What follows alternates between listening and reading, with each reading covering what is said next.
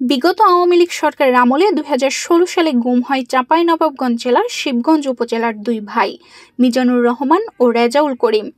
অবশেষে দুই ভাই গুমের ঘটনায় তদন্তে নেমেছে আন্তর্জাতিক অপরাধ ট্রাইব্যুনাল। ২৪ ফেব্রুয়ারি সোমবার দুপুরে শিবগঞ্জ উপজেলার দুই ভাইয়ের বাড়িতে গিয়ে তদন্ত করেন আন্তর্জাতিক অপরাধ ট্রাইব্যুনালের ৮ সদস্যের একটি টিম। নিখোঁজ দুই ভাইয়ের পিতা মোহাম্মদ আইনাল হক জানান, বিএনপির রাজনীতিতে যুক্ত থাকার কারণে স্থানীয় আওয়ামী লীগ নেতাদের ইঙ্গিতে আমার দুই ছেলেকে গুম করা হয়েছে। আমার নিজ বাড়ি থেকে আমার ভাই মোহাম্মদ মিজানুর রহমানকে শিবগঞ্জ থানার এসআই গাজী মোয়াজ্জেম ও শাহ আলম ধরে নিয়ে গেছে। আমাকে না ধরতে পেরে আমার ভাই মিজানুর রহমানকে নিয়ে গেছে। দুঃখজনক বিষয় যে দুইটা ভাইয়ের জন্য আমার আম্মা ব্রেন স্ট্রোক করে মারা গেছে। বিএনপি করার অপরাধে দুই ভাইকে ২০১৬ সালে গুম করা হয়। এ পর্যন্ত তাদের কোনো হদিশ মেলেনি।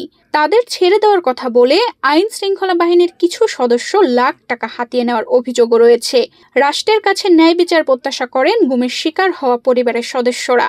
আমাদের চাঁপাইনবাবগঞ্জে ৮ থেকে ৯ জন আমাদের গুম খুনের শিকার হয়েছে।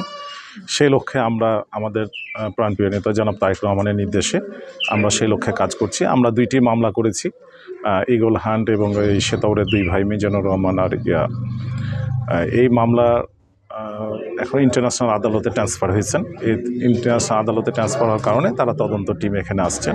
তাদেরকে সহযোগিতা করার জন্য আমাদের দলের পক্ষ থেকে আমাদেরকে পাঠিয়েছেন, আমরা তাদের সহযোগিতা করছি। ২০১৬ সালে চাঁপাইনবাবগঞ্জ জেলার শিবগঞ্জ উপজেলার শাহবাজপুর ইউনিয়ন থেকে মিজানুরকে তুলে নিয়ে যায় শিবগঞ্জ থানার তৎকালীন উপপরিদর্শক সহ কয়েকজন পুলিশ সদস্য। পরে বড় ভাইকে ছাড়ানোর জন্য পুলিশের কাছে তদবির করে ছোট ভাই রাজশাহী বিশ্ববিদ্যালয়ের শিক্ষার্থী রেজাউল। এক পর্যায়ে রাজশাহী এসএস প্লাজা ছাত্রাবাস থেকে রেজাউলকে উঠিয়ে নিয়ে যায় সাদা পোশাকে থাকা পুলিশ সদস্যরা। দীর্ঘ ৮ বছর ধরে নিখোঁজ রয়েছে দুই ভাই। ঘটনার সৃষ্টি করে সারা বিশ্বকে তারা দেখাতে যাচ্ছে বাংলাদেশ একটা জঙ্গলি রাষ্ট্রে পরিণত হয়েছে। আসলে তা না, বিএনপিকে ধ্বংস করার জন্য তারা এই কাজটা করেছে। বিএনপিকে ধ্বংস করার জন্য তারা এই কাজটা করেছে। দলের নেতাকর্মীকে মেধাশূন্য করার জন্য দল থেকে বিতাড়িত করার জন্য তারা এরকম নির্যাতন করেছে।